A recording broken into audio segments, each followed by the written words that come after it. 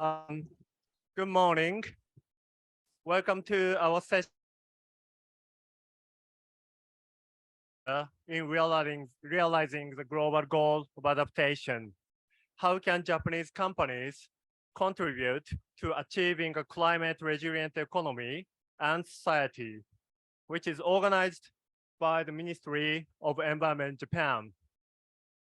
As a deepening climate change impacts, states cannot respond to its impact solely, but all the sectors and stakeholders in society need to be involved in this challenge to respond to climate change adaptation, and in particular, private sector.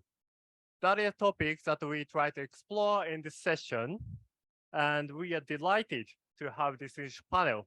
I'm sorry, I forgot to introduce myself, but my name is Naoyuki Okano. I'm a policy researcher at the Institute for Global Environmental Strategies. This session is held hybrid, and here we are excited to have audiences from around the world and distinguished speakers from international organizations and private sector and Ministry of Environment Japan. So without further ado, because time is limited, let me introduce our first speaker. So please welcome our first delegate, Mr. Hiroshi Ono, Vice Minister for Global Environmental Affairs, Ministry of the Environment Japan, for the opening remarks. So, Mr. Ono, floor is yours.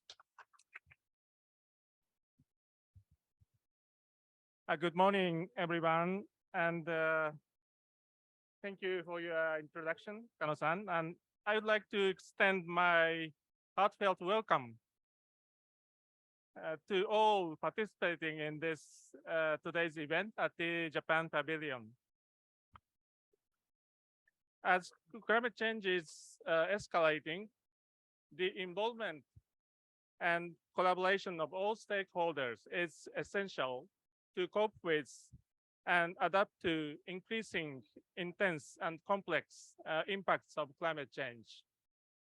The private sector is an indispensable actor in promoting adaptation through their business activities such as weather forecasts and insurance.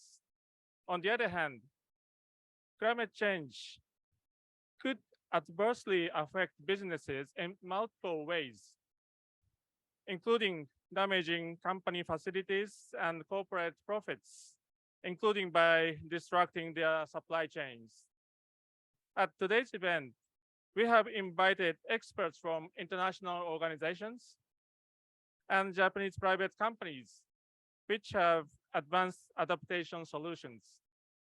The Japanese private sector has been experiencing frequent natural disasters, and their disaster preparedness technologies, services, and experience can contribute to improving adaptive capacities around the world. On Tuesday at this COP, with the presence of UN Secretary General Antonio Guterres, a new initiative was launched to ensure every person on Earth protected by early warning systems within 5 years. Japan has already expressed its support to this early warning for all initiative and urge all countries unite to achieve this goal.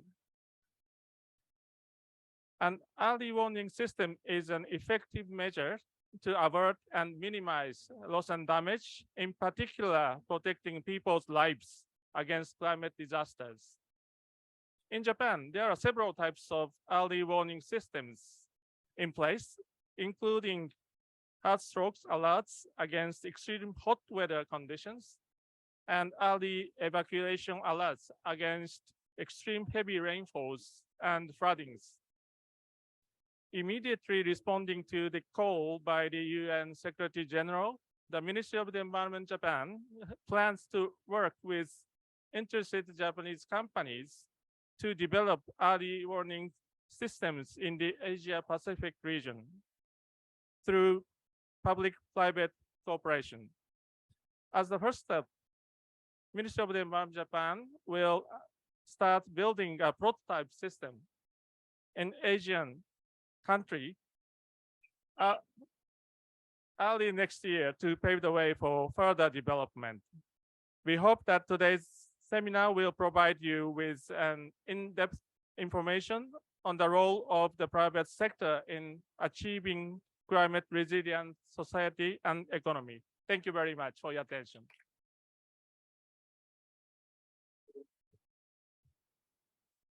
Thank you, Mr. Ono, for the strong opening remark.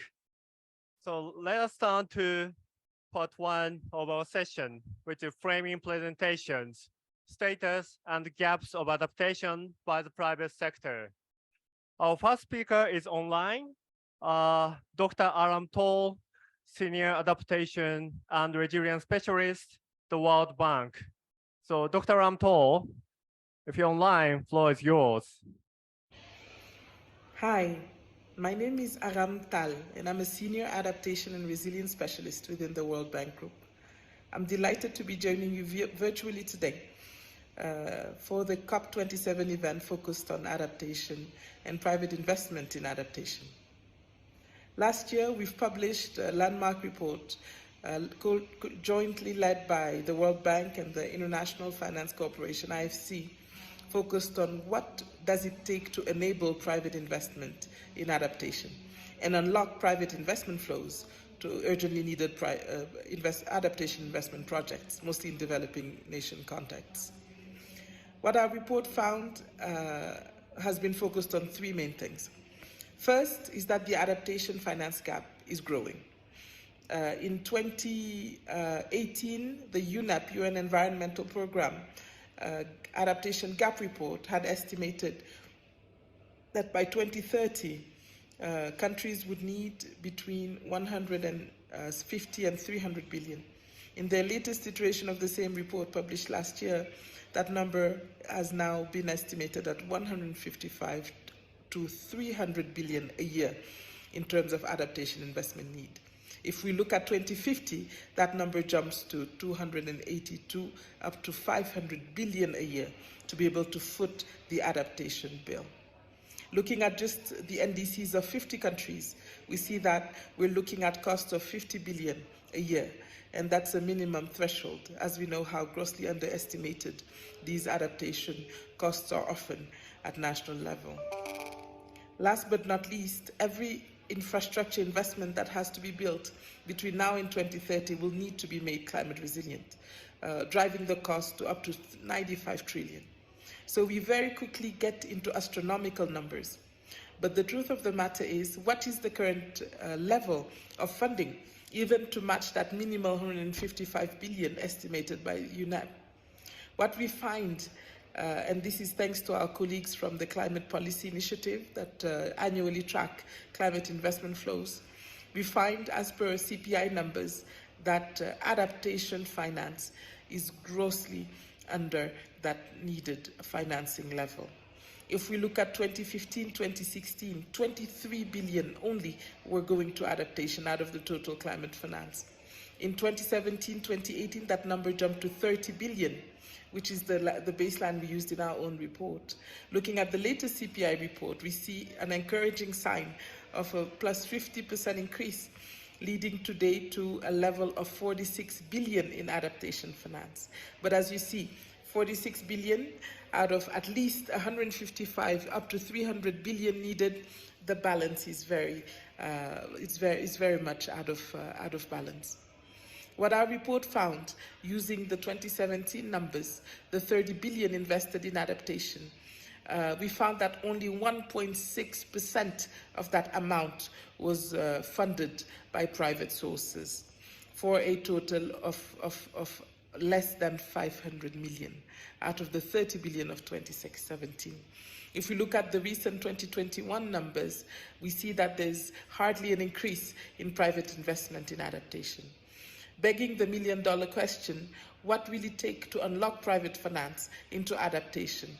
What will be needed to ensure that private investors are driving capital into private adaptation projects to a level that we've seen in climate mitigation, with solar value chains and renewable energy being now independent investment and assets that do not require government and public subsidies.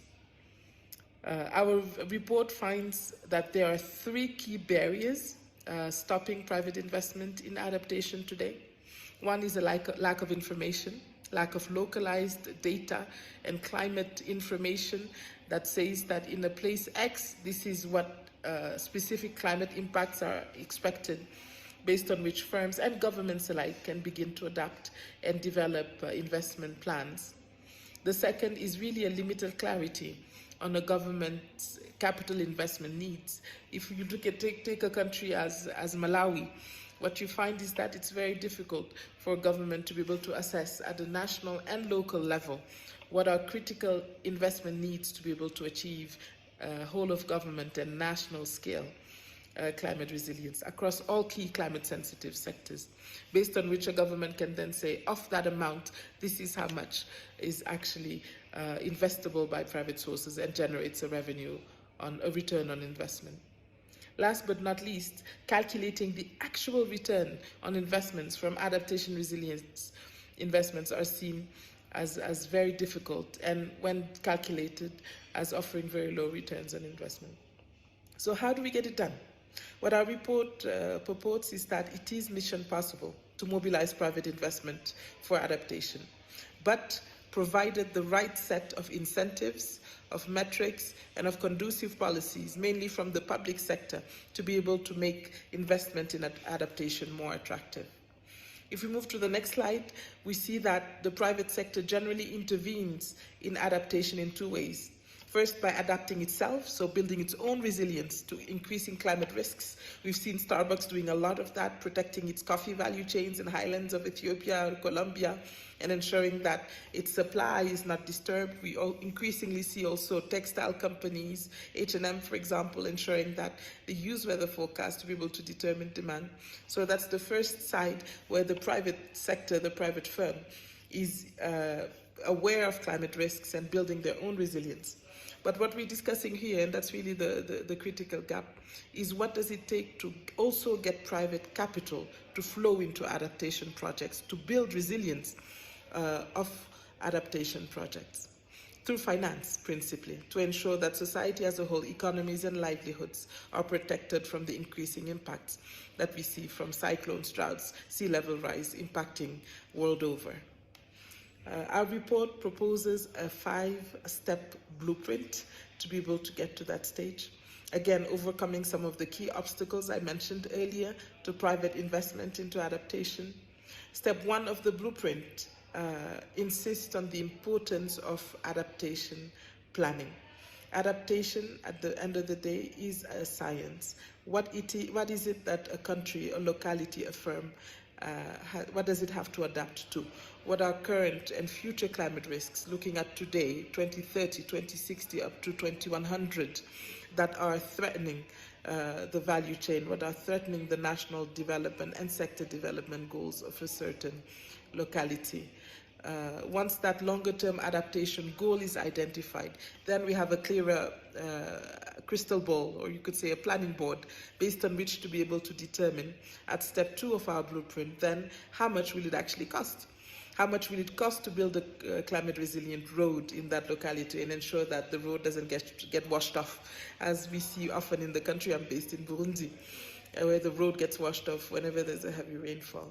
How much will it cost to ensure that health and education facilities are fully built to withstand increasing climate shocks?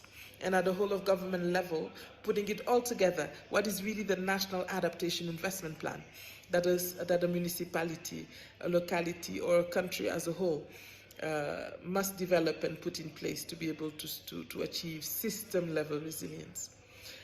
Those 2 prerequisites at steps 1 and 2 are critical to be able to first get a big picture, a consistent and systems-level picture of what are the total investment needs to be able to achieve resilience.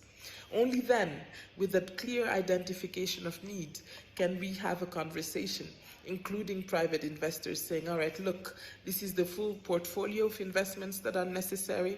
Of this portfolio, this is the section that is actually investable, where we see a portfolio of adaptation investments. And then following that portfolio, then a conversation can actually begin to determine upstream what is the market assessment, what is the return on investment, and whether some of the projects in the pipeline can actually be investable to a private investor.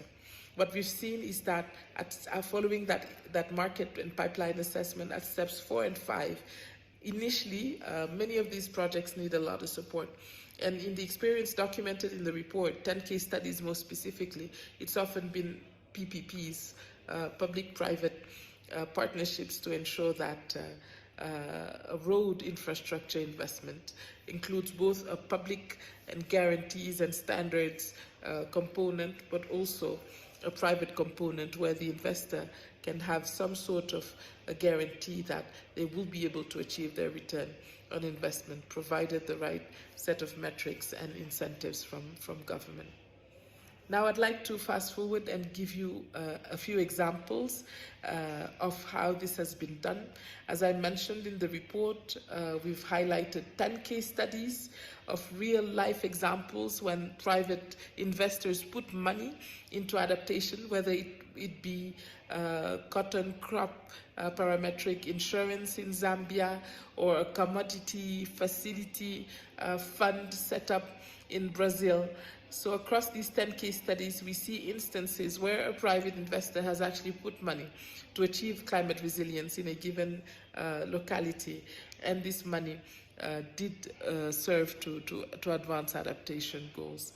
I'll just cite two of them, which I think really capture the essence of what's needed. One is in the Philippines, where we saw the Energy Development Corporation, EDC, a private firm, investing in climate adaptation measures and basically making sure that its cables were protected from tropical storm damages, which were becoming more and more recurrent in the Philippines. So what happened in that situation, supported by IFC, EDC embarked on a 6.2 million investments to achieve the resilience of its power line infrastructure and basically overhead power lines, and then buried them in critical areas where they were highly exposed to storm surges. And in this particular case, we saw that there was a lot of investment in community and local disaster risk management. We saw that in addition, EDC needed good climate information, so unlocking that first barrier, and they were able to co-partner with the Philippines Met Service to be able to provide such information to drive their revenue calibration. And most importantly, EDC collaborated with municipal agencies and local communities to have a better understanding of climate risk factors and what it is that generates these damages when they occur. The case study is still ongoing. As such, there's no assessment yet of the return on investment, but EDC stayed the course and ensured that 50% of all of its facilities in Philippines were now made more climate resilient, anticipating for additional storm surges in this climate-prone, disaster-prone country. I'll just cite quickly on the last example as time is running short, and this is Dominica in the Caribbean. Dominica, at step 1 of the blueprint, spent time following multiple hurricanes, including the latest Hurricane Maria in 2018, making very heavy landfall. They spent time ensuring that they were able to develop a national adaptation plan with a concrete assessment of investment needs. So I'd like to invite you to read more on the report, to have more cases developed, but the 5-step blueprint offered in the report is a key way forward to be able to ensure that investors and governments alike have a clear picture upstream of what are the investment needs, leading the way, paving the way downstream for actual private investors to be able to have a concrete assessment of private capital investment needs, different barriers and ways forward through partnership with government to overcome those barriers, provide incentives and derive actual downstream investments for increased adaptation resilience. I'll stop there and happy to take questions as the internet allows. Thank you again very much for having me, and I look forward to the remainder of the discussion. Bye. Let me go on to the second presenter of our session, who is Dr. Nicolette Bartlett, Chief Impact Officer from CDP.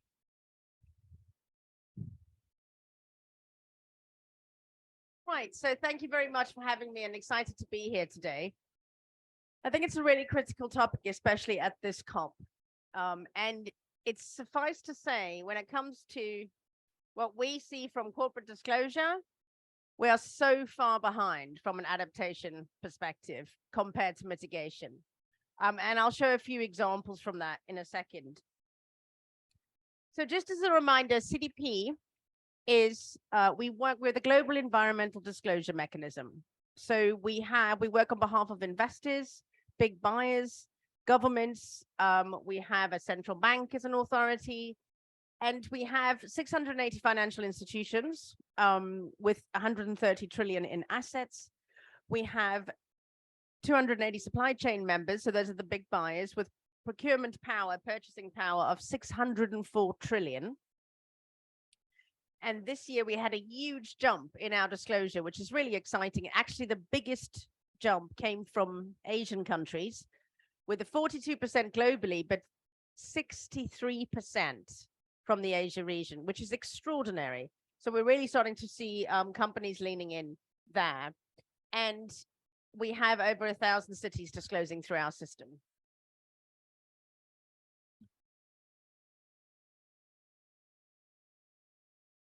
Just wanted to touch on one key point here, and I think this is really important for why we're here. We're growing that system to cover a larger part of the market, but also to cover all environmental issues. And I really start to see the overlap with adaptation in those areas. And also, we're ensuring that we are aligned. So we're integrating the International Sustainability Standards Board into our platform to ensure that we can have a global baseline of corporate data aligned. I really hope to see the Japanese government bring that and the ISSB into regulation as soon as possible. So just wanted to show you the big jump over the last 2 years, because I'm going to tell you a story about 2018 to now, right? So as you can see, you have this major jump in companies disclosing in our systems. Since 2018 to 2022, you've really got companies ramping up their action on climate.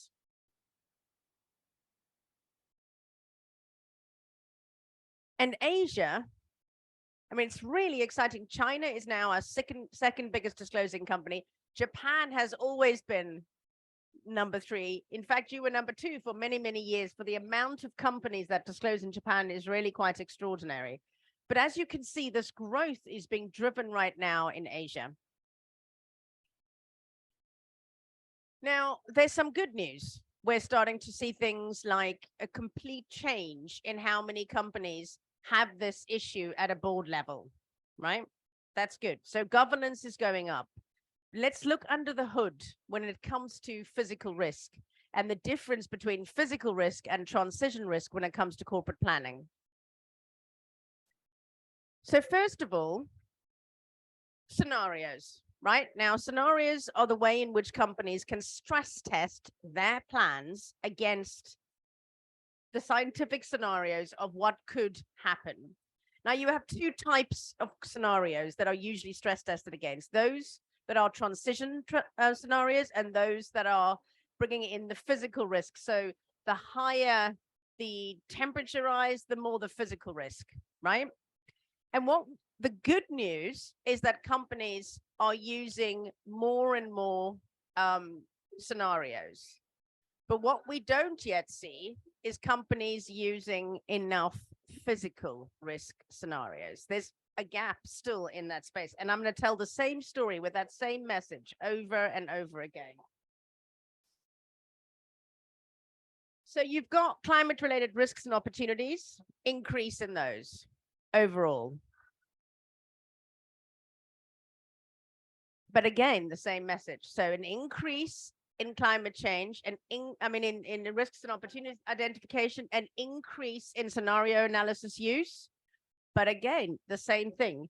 You have, look at the difference. So between physical risk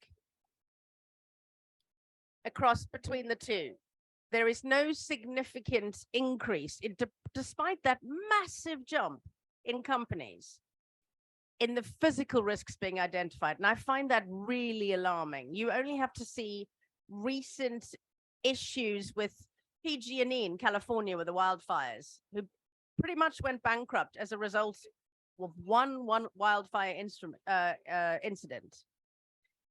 And yet companies are increasing their assessment of transition risk and are staying pretty much the same. So physical risk and analysis on that and getting ready to adapt is way far behind than their focus on mitigation.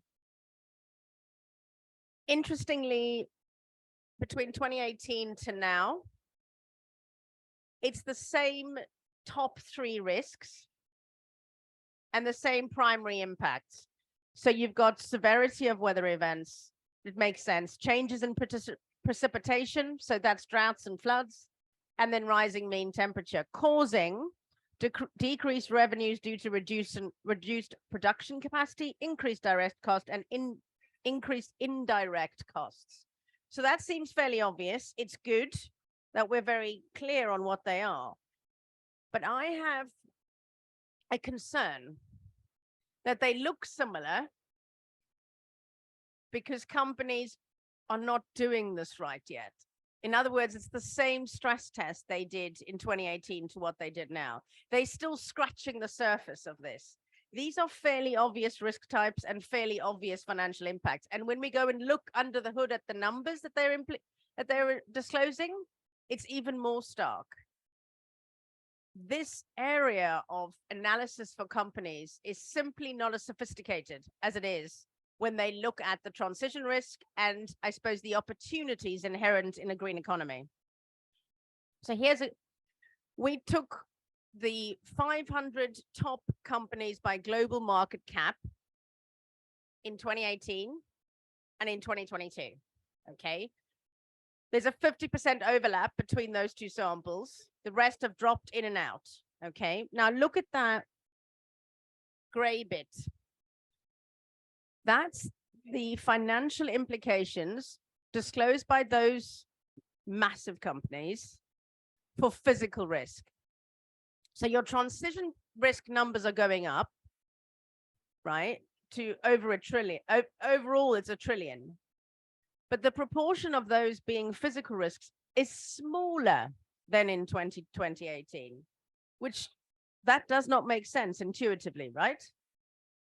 So again, the same thing is happening. Companies completely underestimating the potential impact of physical risk. And we've gone and looked when a company has had a severe impact from whether it be a fire event, a flooding event, and we compare it to what they disclosed in that year.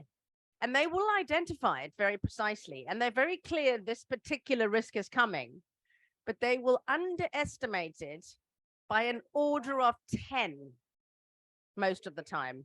So instead of it being a $1 billion risk, it's a $10 billion risk, etc. So this area is honestly the biggest gap we have in corporate analysis, corporate governance on climate change. It's getting way better for transition risk, way better for the green economy, but physical risk, they're quite far behind. However, really interestingly, they do identify more and more opportunities related to resilience. And if you look at those that they highlight as opportunity, some of them are clearly adaptation, but some of them aren't. Some of them are what you would call efficient renewable energy, efficient energy security decisions, but they're not necessarily about adaptation. So my main point is you have an increase in companies looking at scenarios. You have an increase in companies integrating this into their governance. You have an increase in companies identifying risks, but at a physical level, it's still not going in. And here's one of the reasons why, I think. If you really look under the hood of these opportunities, and I'm going to show you for the finance sector as well for their products, it's a serious capacity gap that's in the corporate sector right now. So what you have is companies and the finance sector not actually getting the distinction between one type of risk and another. And therefore, it's no surprise to me that there is no finance mechanisms being created for adaptation, because it's still a huge capacity gap for them. And it's an area that I think we need to lean into after this COP as much as possible. There are opportunities, but there are also major risks, and it isn't being embedded into a company's thinking, not yet. It's scratching the surface still. So here's another good example of that. So you've got 556 companies. So these are financial institutions that disclosed to CDP in 2022. And we asked them what products that they produce for climate change. And so 75% of them, so 3/4 of financial institutions say they have products and services that are about climate change, okay, related to climate change. Half of those they identify as being either adaptation only or adaptation and mitigation. So then you start looking at those products. Oh, and just, this is a really interesting stat. So the vast majority of those financial institutions are in Europe, and then Asia second, in terms of them saying they have products. So it's good news. We have increased products being offered from the financial institutions related to climate change, right? Half of them mitigation, half of them adaptation. But here's my final point. Look at the top 3 products they have: low emission transport, green buildings and equipment, renewable energy. Do any of those sound like adaptation finance products to you? So again, real economy, finance sector, huge capacity gap. I think that the hope I have is that that scenario analysis increase is going up. And we see the types of physical scenarios they're using increasing. And I think that will drive, first of all, the awareness that's needed. It's simply not hitting home the degree to which and how stark these potential physical risks are. And so it's the biggest opportunity for anyone engaging with the private sector. Lean into physical risk, lean into adaptation. There is a gap in the understanding at the moment. Thank you.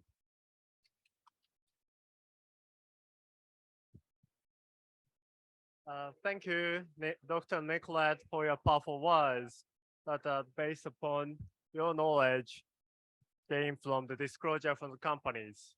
So let me introduce our next presenter, who is Professor Akio Takemoto from United Nations University. So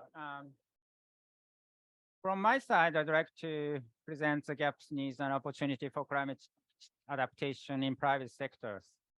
So as was introduced by Nicolette of CDP, yes, there's a huge financial flow gap on climate adaptation. So while the Paris Agreement states the financial resources should aim to achieve a balance between adaptation and mitigation, in other words, 50-50, with a greater share going to most vulnerable countries. But the reality shows that support for mitigation remains greater than support for adaptation. So in the assessment, adaptation finance has remained at nearly as only 20 and 25% of committed to concessional finance across the world. So on the other hand, now, climate change has significant impacts in key economic sectors, according to an NDC synthesis report just published this year. And most of the adaptation components describe efforts to adapt key economic sectors, such as infrastructure, energy, tourism, transportation, cultural heritage, and industry, and mining. So this is the issue. So as I already mentioned, there's a huge financial gap. When looking at the regional aspects, so the left-hand side, there is bar shows the gaps on the needs and real investment in each region. So there are not much difference. They are all gaps. But when looking at the per GDP basis, South Asia and South Sub-Saharan African region is quite large on the investment gaps. So how can we deal with it? So there is a barriers, of course. So according to our review, there are 3 points I'd like to highlight. One is the public and private efforts suffer from information asymmetries and knowledge gaps. That was linked to an action by the CDP. So second one is private sectors unable to fully capture the environmental and social benefits that result from their investment. For example, coastal protection in response to sea level rise. So from a private sector perspective, the problem is perceived as a low market rates of return on adaptation projects. The third one is adaptation issue suffers from what has been termed the tragedy of the horizon. This is the private sectors operate short horizon, while adaptation projects are inherently long-term, the benefits of which may not be realized for many years into the future. But on the other hand, there are a lot of business opportunity. Let me introduce one by one. First one is Weather and Climate Information Service. I think later our Japanese weather information service company can present. But there are other cases in the Philippines. The so-called Meteor Group, and it's currently integrated DTN. It's a global meteorological observation company, cooperate with meteorological hydrological service in Philippines and installed over 700 automatic weather stations and support for product development, early warning systems, and visualization and dissemination. So Philippines Meteorological Service has integrated forecasting platform. So then such public and private cooperation has leveraged and enhanced the impact of adaptation actions. So the biggest advantage is that, you know, the system be funded by the private sectors. The next example is disaster risk assessment on their assets, such as physical infrastructure, supply chain, human resources, and the stakeholders' capacity to deal with these risks. That will help significantly business market strategic risk reduction decisions in early stage. And another step is working closely with the local communities. Private companies integrating disaster risk management approaches within their corporate sustainable business strategy would build community and business resilience. The next one is, of course, climate risk disclosures introduced by my colleagues. So I don't repeat in detail, but this is should lead to, understanding and disclosing information should lead to more informed long-term investment decisions and improved investor confidence, among other benefits. So the last three, insurance, of course. Yeah, there are various types of insurance schemes for disaster risk reduction, such as catastrophe insurance and micro insurance schemes that can be utilized not only by big companies, but also micro, small, and medium entities. The next. So I'd like to highlight in this presentation the public sector. Although this is action by private sectors, public sector could play a significant role in mobilizing private sector action for adaptation. There's many reasons. One is government needs to enhance the policy and regular framework. Then by doing that, for example, NDCs and national adaptation plans offer direction and policy signals for financiers and businesses seeking investments in climate-relevant markets. The next one is finance issues. Governments and multilateral development banks should enhance blended finance schemes that will de-risk investments. So the solutions are based on structuring innovative products consisting of at least two tranches. One is an equity tranche going to the public sector, which has a high risk, and the senior tranche to the public sectors. So in other words, the government needs to have a risk of first loss investments and performance guarantees.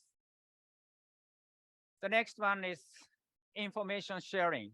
So governments have a responsibility to democratize climate data so that companies can access to these data in a way that customized to the local communities. The last one is, of course, governments have an important role for creating a partnership, awareness raising, and capacity building. So lastly, I'd like to add one more importance on the harmonization or standardization of process, data, and information and adaptation actions.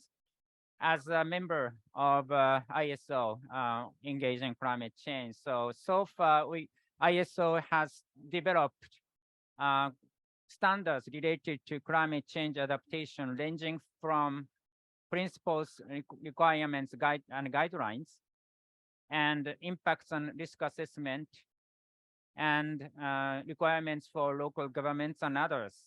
And currently, there is an informal discussion for creation of the standards on monitoring evaluation.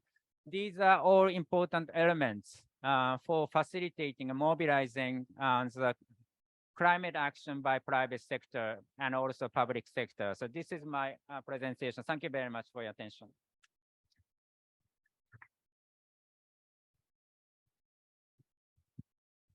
Thank you so much, Professor Takemoto, for covering the policy landscape of the private sector adaptation, including the current initiative by ISO. Let me jump into the part 2 of our session, where we invite and hear voices from actual private companies. And to kickstart this part 2, I'd like to invite Mr. Genichiro Tsukada, Director of the Climate Change Adaptation Office, Ministry of the Environment, Japan. So, Mr. Tsukada, floor is yours.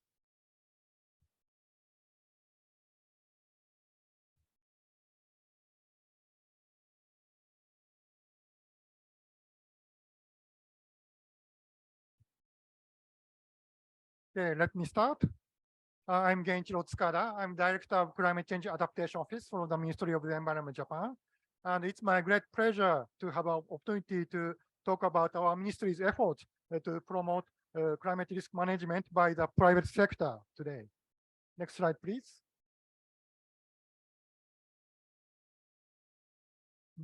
Yes, thank you.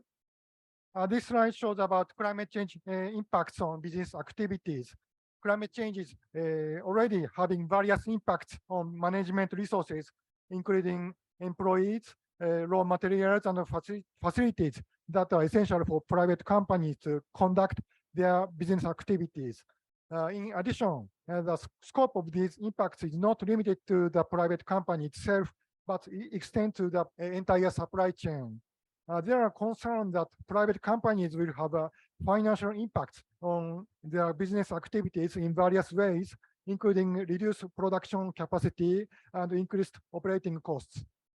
Next slide, please. There are two types of efforts by the private sector to adapt to the effects of climate change impacts. The first one is climate risk management, measures to reduce the impacts of climate change on business activities. The second one is adaptation business, by viewing adaptation as a business opportunity and developing products and services that facilitate adaptation of others. Next slide, please. Climate change is a major external factor change and risk for businesses. On the other hand, the business sector is able to gain various benefits by viewing climate change as a new opportunity for sustainable development and by strategically addressing climate change adaptation. In addition, by implementing strategic adaptation, the business sector is able to enhance business continuity with a flexible and resilient management basis against climate change impacts, earn the trust of stakeholders and lead it into increased competitiveness and develop own products and services as an adaptation business. Next slide, please. Let me introduce the Climate Change Adaptation Act enacted in 2018 in Japan. This is a single act for the purpose of promoting adaptation measures based on reliable scientific knowledge. The act takes the comprehensive adaptation program, including Ministry of the Environment shall implement climate change impact assessment every 5 years, and the national government climate change adaptation plan needs to be revised accordingly. The National Institute for Environmental Studies is designated as information platform. Local governments are asked to develop local adaptation plans and designate local adaptation centers and a promotion of international cooperation and adaptation business. Next slide, please. This slide shows about a couple of Ministry of Environment efforts to support adaptation by the private sector.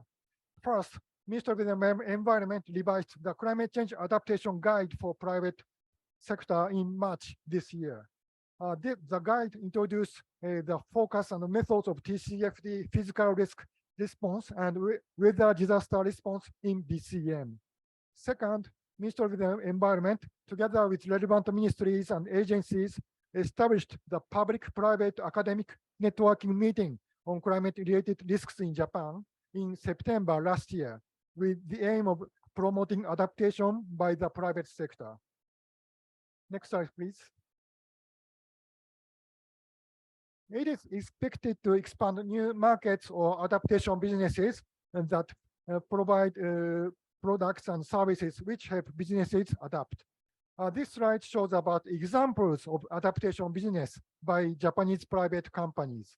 Various businesses have been shown in this slide, including solutions using geospatial information technology and remote monitoring system. I can say that many Japanese private companies have a history of strong development despite experiencing many natural disasters. I regret to say that I don't have time to introduce each example in this table in detail, but I'm pleased to mention that 3 speakers from Japanese leading companies will introduce their advanced initiatives after my presentation. Next slide, please. That's the end of my presentation. Thank you so much for kind attention.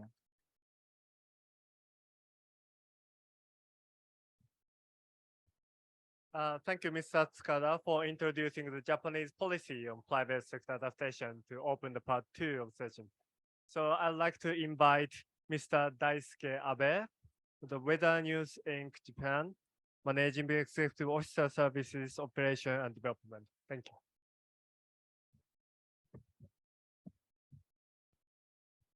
Good morning. My name is Daisuke Abe.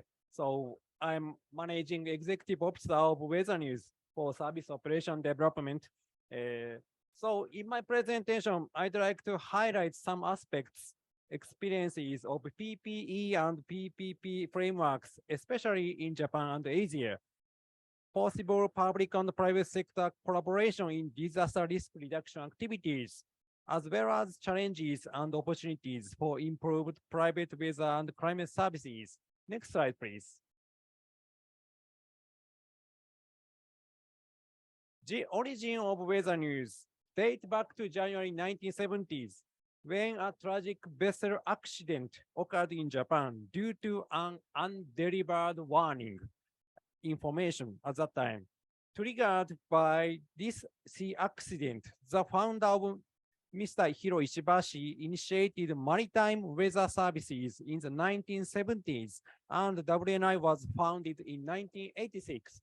So we not only just provide the information, but also we provide the services to make actions for the customers and individuals. Next slide, please. After 35 years plus, we have expanded to include land and sky domains and currently cover all types of businesses in 44 areas of the global market. Weather News provides weather-related risk communication services, which consists of not only quality weather forecasts, but also countermeasure information and risk management solutions to business and individuals in Japan and over 50 countries. Next slide, please. Weather News also has started to provide the services for climate risk. For example, the services for fuel optimization for maritime services to reduce CO2, the services for minimizing the food loss, and also media services for disaster mitigation caused by climate change. Next slide, please. I'd like to explain about a legal framework in Japan called the Meteorological Service Act, established in 1952. This act clearly defines regulates the role and responsibilities between JMA and the private sectors, as well as how both should work together. So this framework works so well. So in some countries, we cannot access the data, local data in the country, but so in Japan, so we can access to the data freely, and we can provide the services for enterprise and customers. But in some countries, we cannot provide with a forecast and services. So such kind of the legal framework is very much important for us to enhance our private sectors. もっと近くで。はい。Next slide, please. This slide shows the process of national warning dissemination and the functions of the private sector as part of the early warning system in Japan. Concerning early warning, JMA is regulated in the act as a single authoritative voice for warning, and we respect that. Private sector includes media, mobile carrier, and weather services distribute the official warning information quickly and efficiently to end users within the last 1 mile. Next slide, please.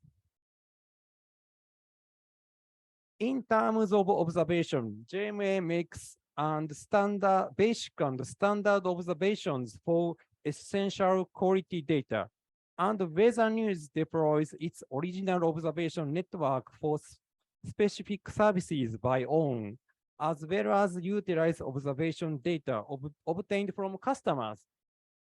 The number of our observation network are 10 times more than JMA's.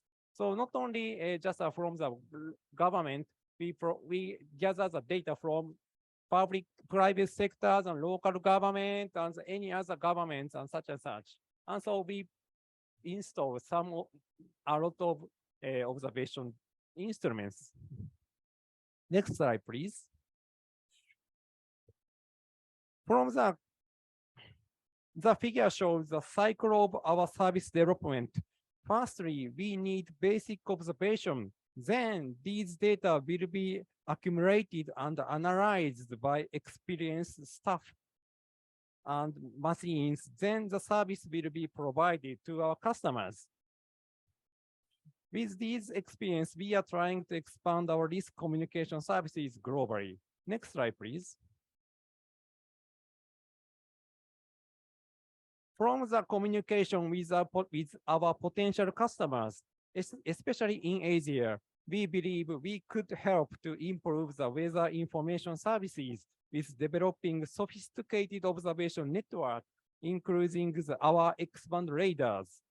In Thailand, we are attempting to implement original weather stations by ourselves with the same density of Japan for the designated area within 100 km and 100 km. With the collaboration of national and local government, we are going to verify the effectiveness of these enhanced observation network. So we provide, we install the observation network, not only the observation instruments, camera and expand radar, such kind of the instruments we would like, we install by ourselves. We make investment at that time and this time. Next slide, please. Not only hardware, but we are also developing the software, which alerts user quickly and which alerts user quickly. This picture shows the image of our services in Thailand. We receive a lot of requests for torrential rain and flood forecast, especially from the management of manufacturing industry there. Next slide, please. Let me briefly introduce some example of our ongoing PPE activities implemented with NMHS in Asia and Africa.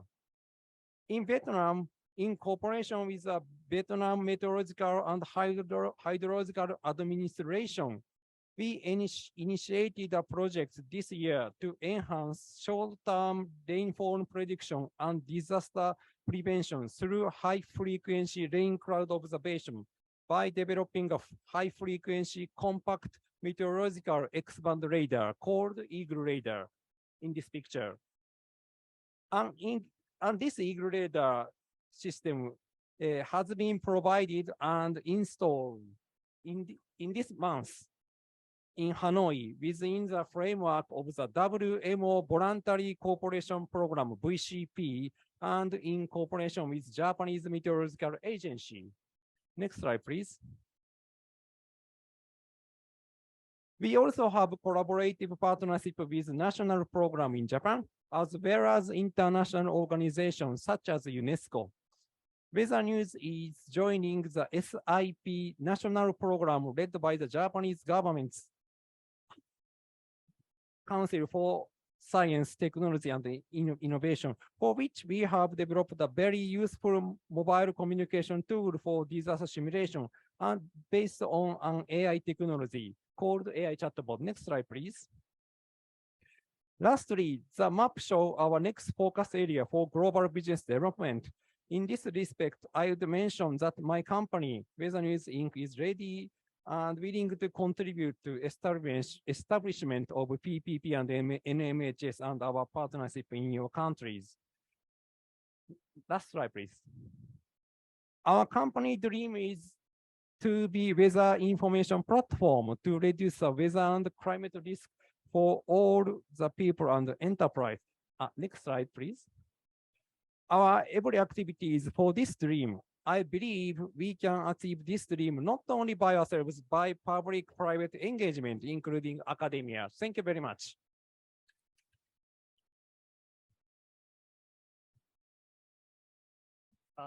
Thank you, Abe-san, for your talk. And obviously, Weather News technology is very beneficial for the early warning for all initiatives and other important challenges for adaptation.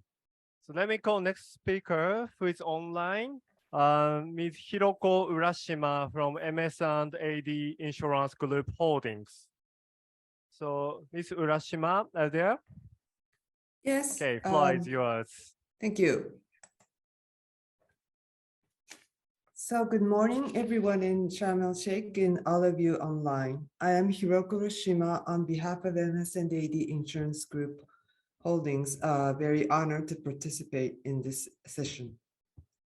MS&AD is an insurance and financial service group from Japan, operating in more than 40 countries and regions around the world. In our new medium-term management plan, aiming for a sustainable and resilient society, we have set forth a priority issue on planetary health, which targets net zero and nature positive, and resilience, which targets safe and secure society. As an insurance company, our role is to identify and inform on risks, prevent risks from occurring or minimize the impact, and unfortunately, if the risk becomes reality, we reduce economic burden by insurance. To this nature of our business, and as we face significant risks of extreme weather events all around the globe, confronting climate change is the most material issue in our business. For prompt post-disaster recovery, we participate in various disaster risk financed by public-private partnership, such as World Bank or other global facilities, and Japan government along with other donor countries. This system allows prompt supply of relief funding to the countries with underdeveloped insurance market hit by large-scale disasters.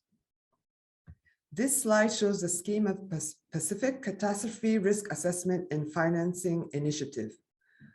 We contribute to this scheme as a reinsurance company for this specific purpose company, which provides parametric insurance for countries of the Pacific Islands. Parametric insurance, which was also in the previous slide, is a very practical insurance product for natural hazard. Insurance payment can be proceeded if the trigger hits, which is a certain metric of the weather. So there is no need to wait for the damage assessment, which takes pretty much time in the confusion after a big hazard. For example, in Taiwan, we provide pomelo farmers a parametric insurance, which the trigger is the wind speed of typhoon. What is important in this scheme and the earlier scheme, there is the collaboration with the public sector. This insurance is also funded by Taiwan government for the support of its agriculture sector, which is facing a serious risk of climate change.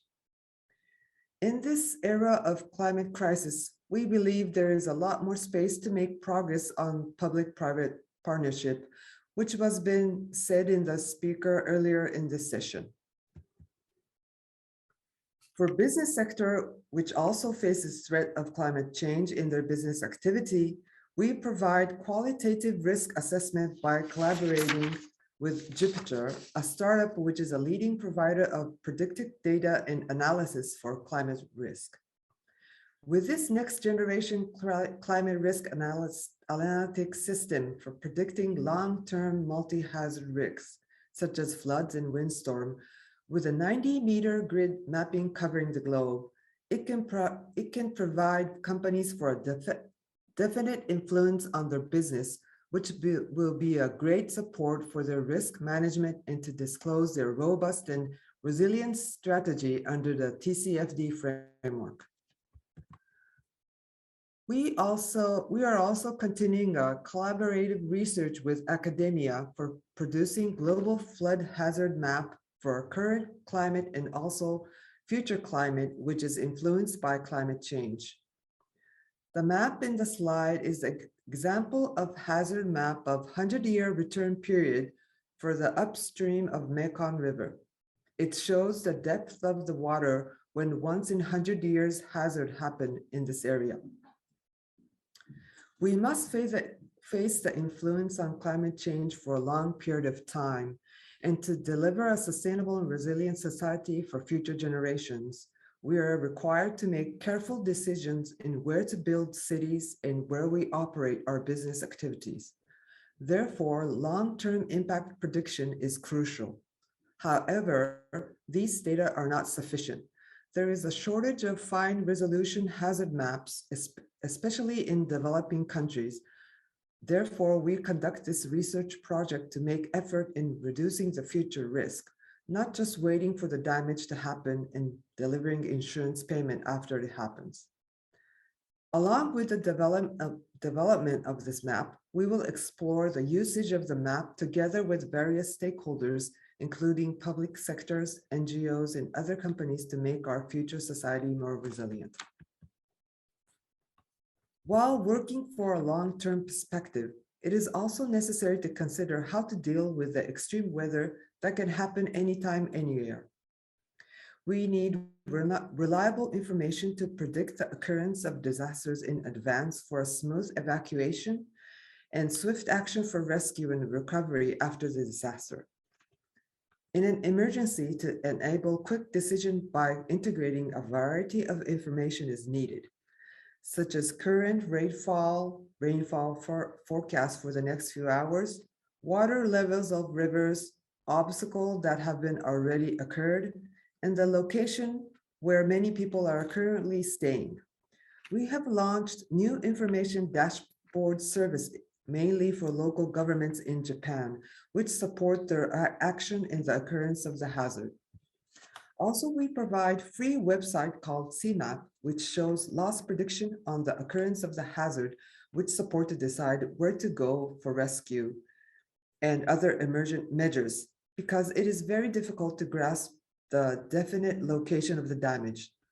This was developed with the university and another insurance-related company to support our insurance payment for appropriate staff allocation after the large-scale disaster strikes. But it turned out that it's very useful for other organizations and individuals to estimate how much that damage will occur and did occur in the current hazard, because there tend to be a confusion in information when the hazard happened. And on my last slide, I'd like to introduce our new community program, which we have just launched this fall. We are aiming to realize nature-based solution by regenerating wetlands, making improvements on biodiversity, and preventing flood disasters at the same time. In Japan, as in many other countries, we are facing a serious flood damage in the rainy season.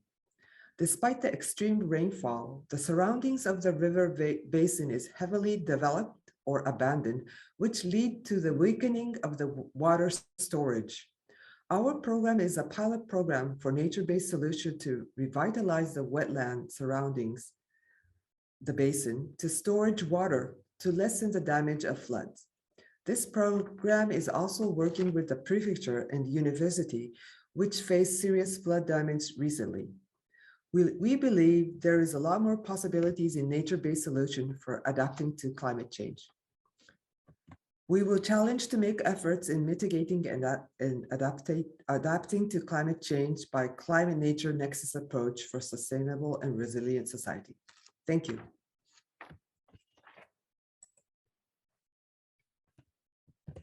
Thank you, Urashima-san, for your talk. So let me quickly invite our last speaker, Ms. Hitomi Miura from Sekisui Chemical Corporation. So Miura-san, floor is yours.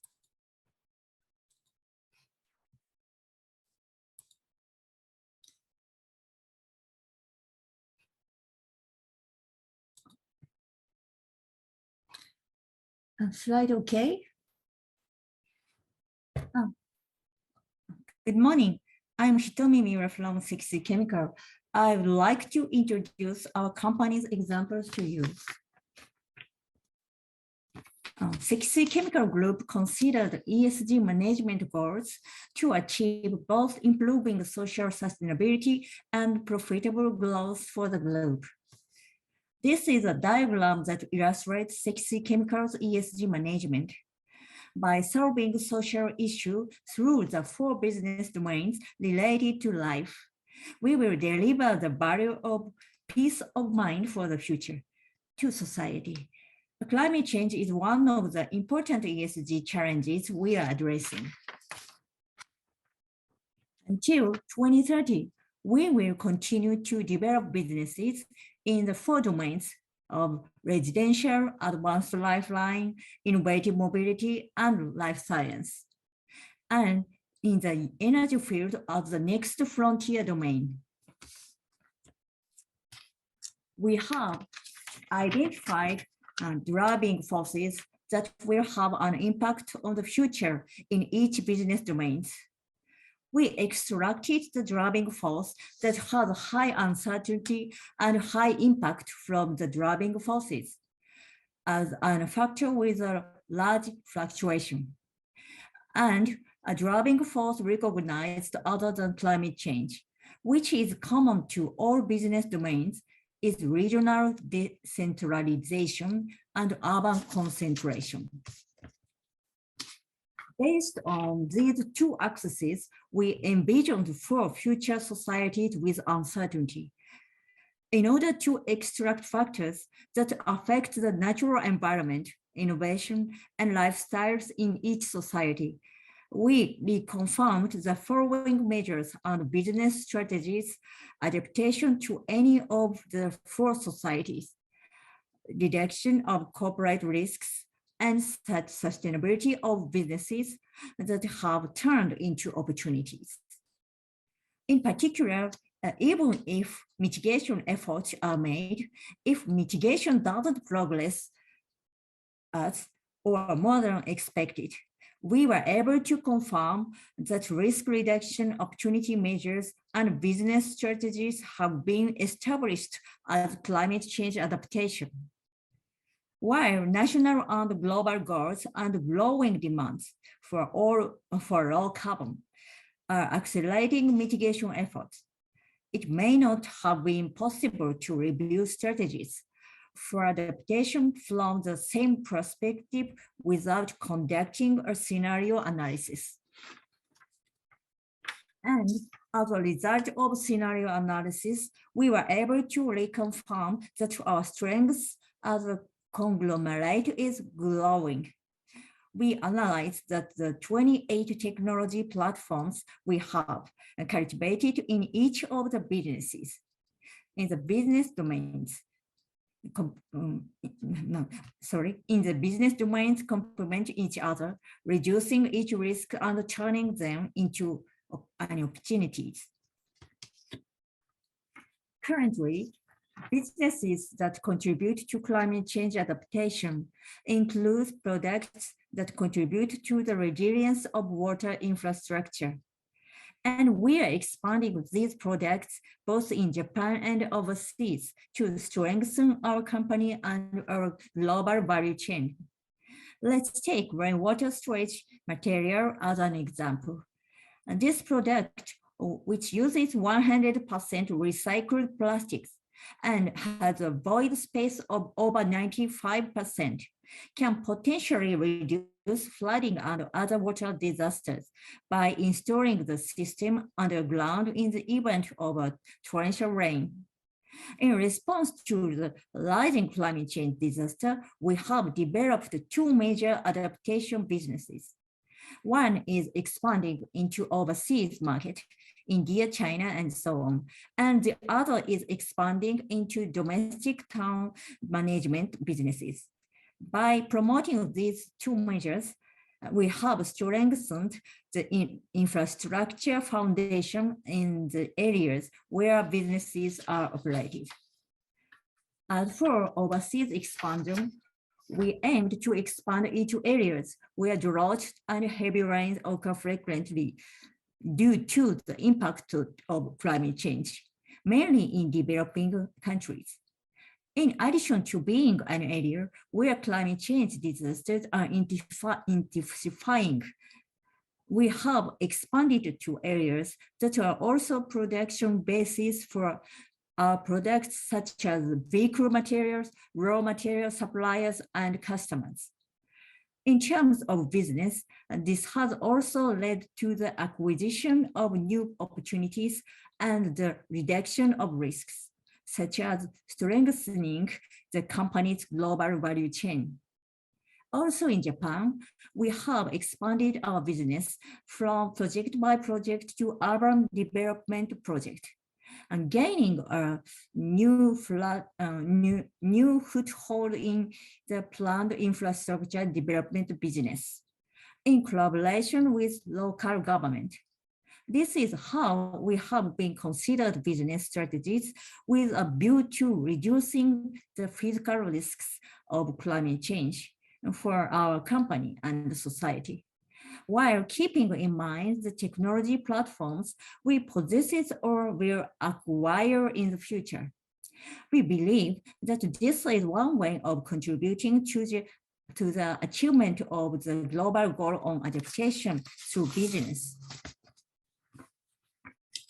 So, in considering building disaster resilient communities for adaptation to climate change, we examined what technologies are necessary in the event of the disaster and whether they can be realized by utilizing and developing our core technologies.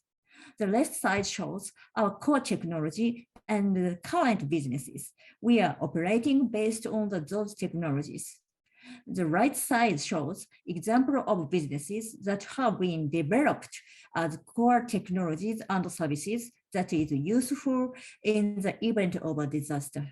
Example of core technology utilization include the evolution from individual design technology for detached houses and infrastructure to community development, big data for daily life, energy device design, control technology, and disaster recovery support services. From the above, we believe that the following three are keys to promoting businesses that contribute to climate change adaptation, that contribute to the realization of GGA, considering the use of core in technologies that form the basis of existing businesses. Second, reconfirm the issues in the existing regional areas where businesses are operated. Third, analysis of the current situation in the regional areas where business expansion is being considered. In particular, as a foothold for expansion, it's highly likely that we will be able to grasp the current situation in the regional areas where we have been operating existing businesses and cooperating with partners at an early stage. So it's considered to be a very effective first step. We believe that if we take the first step, we will be able to lower the hurdles of development similar businesses so that areas with no foothold can adapt to climate change. Achieving GGA is not easy, but we believe it's important to take action as a business, do what we can as a company. Thank you for your attention. Thank you, Miura-san, for your talk. So let me quickly invite all the speakers to the floor. I apologize for the missed time schedule, but we have just 10 minutes for a quick discussion. So panel will be facilitated by Professor Takemoto.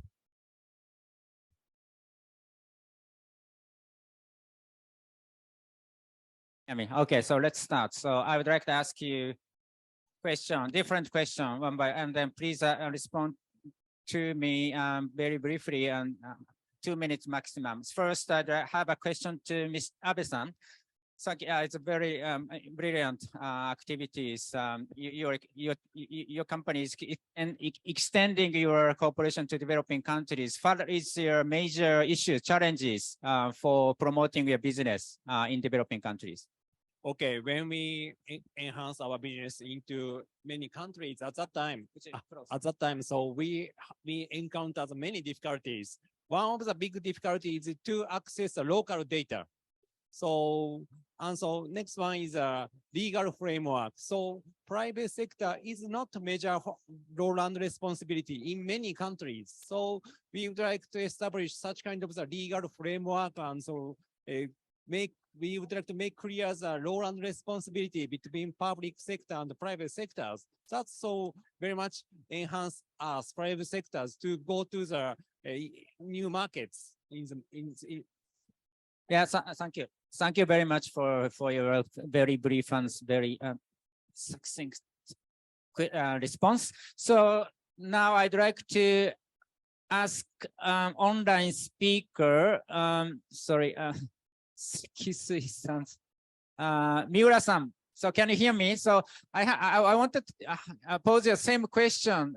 So Sekisui Group, of course, very enthusiastic to extend your project to developing countries. So what is your biggest barrier for promoting private activity project in developing countries? Floor is yours. Oh, barrier.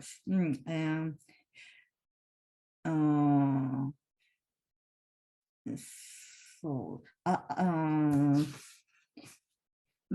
I believe the adaptation measures that are suited to the local issues will be considered, and business support for such a measure will be accelerated by having people familiar with government policy trends and local business partners.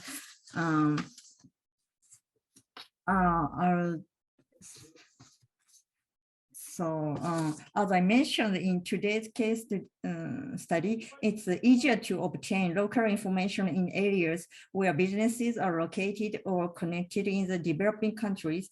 I think that is easier to get cooperation and quicker to develop businesses. In addition, in developing countries where supply chain exists, it's highly meaningful for a company to address the issue. So the motivation to accelerate indeed. Okay, great. Okay, okay, sorry. It's good. Okay, yeah, thank you very much.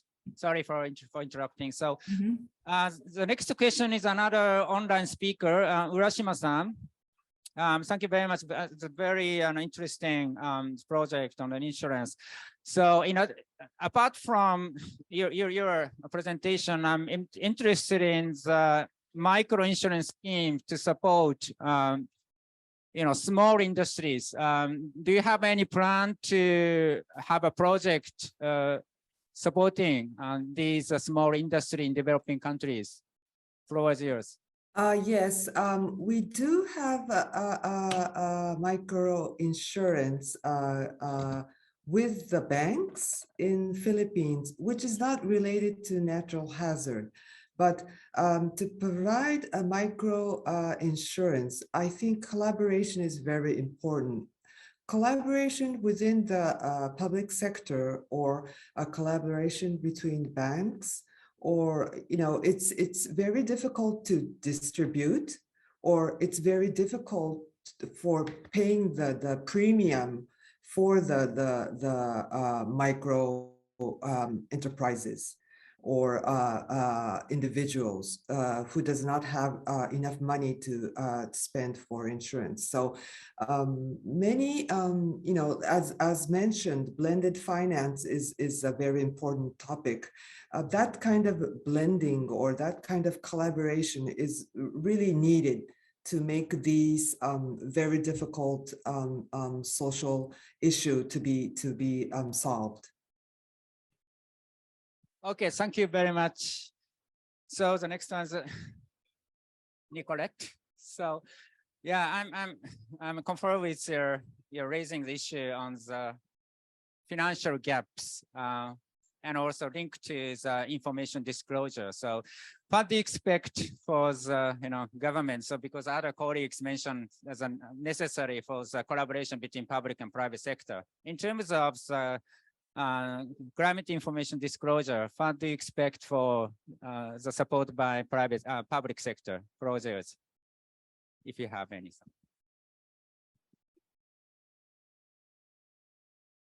So for this COP or generally? General. So what support anyone from is the okay. public sector? Yeah, so I think it's critical. I mean, I think we haven't cracked the nut yet, right? I'm seeing really great innovations that have been spoken of today from the private sector and from Japanese companies. But we've been talking about blended finance for 20 years. We've been talking about the need to adapt for 20 years, and we haven't moved forward enough. And I think what's missing is our realization that, and in the private sector, the realization that it's not one world or the other. It's the green economy and physical risk.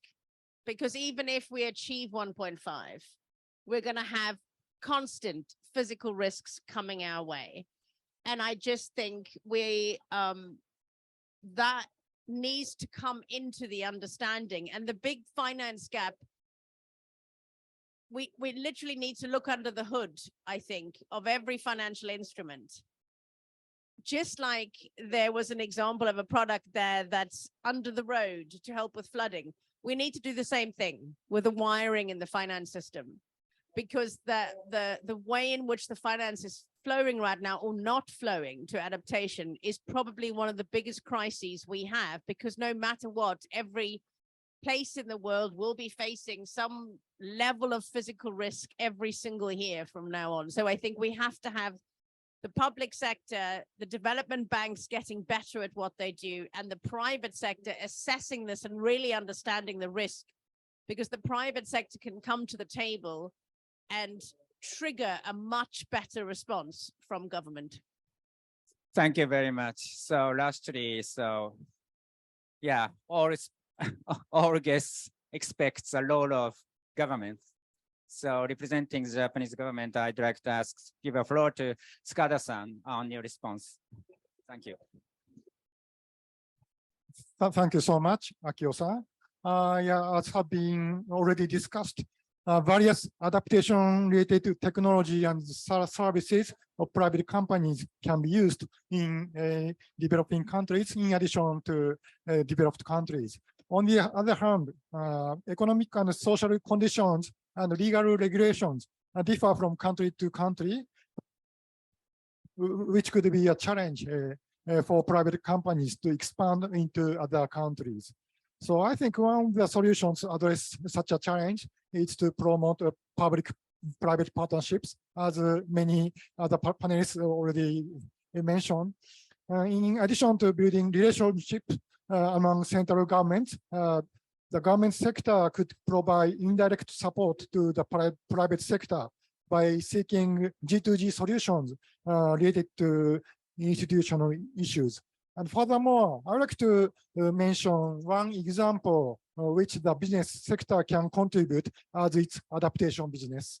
The UN announced a new target in March this year, so that everyone on Earth should be protected by early warning systems against increasingly extreme weather and climate change within next 5 years. And WMO just announced its action plan to achieve this goal the other day during the COP27. And so it is expected to accelerate efforts to achieve the goal all over the world in the future. And I think it is possible to introduce early warning systems under the initiative of the business sector in areas where large-scale industrial parks are located, or important business locations such as land and sea transportation routes and raw material production sites. So our ministry is planning to support such efforts through public-private partnerships. Thank you very much. Thank you very much for a strong commitment. So thank you all for your contribution. I'm back to Okano-san. Thank you very much. Thank you for the lively discussion. And I'm sorry to cut it off, but we are running out of time. So I'd like to close this panel, and I'd like to invite the last speaker who will give the concluding remarks. So let me invite Mr. Yasuo Takahashi, Director of the Institute for Global Environmental Strategies. Thank you for the introduction. I'm very pleased to say that today's event has been successfully implemented. Sorry for some technical problems in the first part of the session, and also sorry for this noise, high-level noise around this pavilion, but it's very difficult to control, so we have to adapt to that. But I hope this next time we can introduce some mitigation measures for this. Anyway, I would like to thank all the speakers and participants for your valuable contribution. Climate change adaptation has become a pressing issue, along with mitigation efforts toward net zero, in response to the escalating impacts of climate change. The global goal of adaptation, or GGA, is a subject of active discussion at this COP27, with the aim of further accelerating the implementation of the Paris Agreement. And these goals aims to deepen the adaptation efforts of each country and thereby enhance the resilience of human societies. And as the importance of adaptation grows, the role of the private sector in improving the resilience of countries and regions is increasingly attracting attention. The purpose of this event was to examine the ways in which the private sector can contribute to adaptation from multiple perspectives. In the first part, leading experts discussed the current status of private sector adaptation, related policy trends and efforts to increase investment for adaptation. In the second part, we have heard efforts by Ministry of the Environment, Japan, and various initiatives by private sectors, companies who are actively working on adaptation, in particular in developing countries. In the panel discussion, speakers actively discussed what issues need to be addressed in order to further accelerate adaptation by the private sector and how business could contribute to the achievement of the GGA. I believe that through this event, we are able to deepen our understanding of the potential contribution of private sectors to adaptation. And we also received suggestions on policies and initiatives that are needed in the future. We hope that this event will serve as a catalyst for further adaptation efforts by the private sector and various stakeholders around the world. Thank you very much again for your participation and active discussion. With these remarks, I would like to conclude the meeting. Thank you very much.